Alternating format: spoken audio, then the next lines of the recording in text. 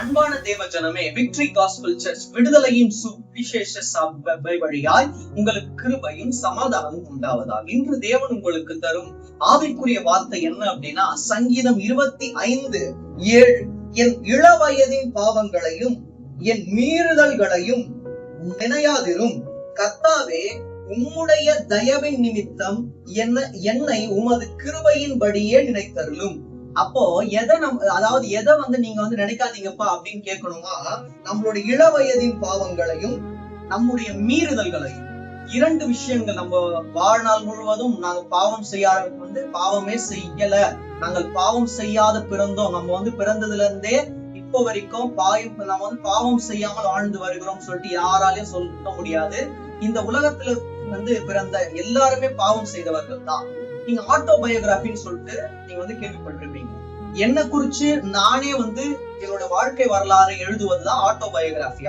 நான் அப்படி எழுதும் போது என்னோட வாழ்க்கையில இருக்கிற பாசிட்டிவ் அண்ட் நெகட்டிவ் ரெண்டு பத்தியும் எழுதணும். நான் என்னென்ன பாவம் செஞ்சேன் அதெல்லாம் பத்தி எழுதணும். அதெல்லாம் எழுதாம மறைச்சேன்னா அந்த ஆட்டோபயோகிராபிக்கு வேல்யூவே இல்லை.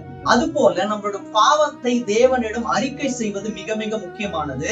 அறிக்கை செய்து, எசப்பா நான் பாவிதான், ஆனா என்ன பண்ணுங்க, என்னோட பாவத்தை நீங்க நினைக்காதீங்க, பாவி ஆகிய என்ன நீங்க என்ன பண்ணுங்கப்பா நினைங்க. உம்மை பரிசுத்தமாய் நான் ஏற்றுக்கொள்ள தயாராக இருக்கிறேன். இனி என்னுடைய வாழ்க்கையில் பாவம் இராது, என்னுடைய இருதயமும் சீராக இருக்கிறதுன்னு சொல்லி நீங்க அறிக்கை கொடுத்துட்டதுக்கு அப்புறமா நீங்க என்ன கேட்கணுமா?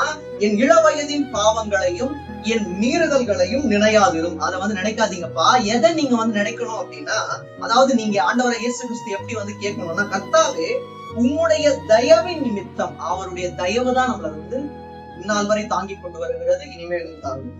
என்னை உமது கிருபையின்படியே நினைத்தருளும். அப்படின்னு என்ன அர்த்தம்? உமது தயவு, உம்முடைய கிருபை, இது மூலமா என்ன நினைத்தருளுங்கப்பா.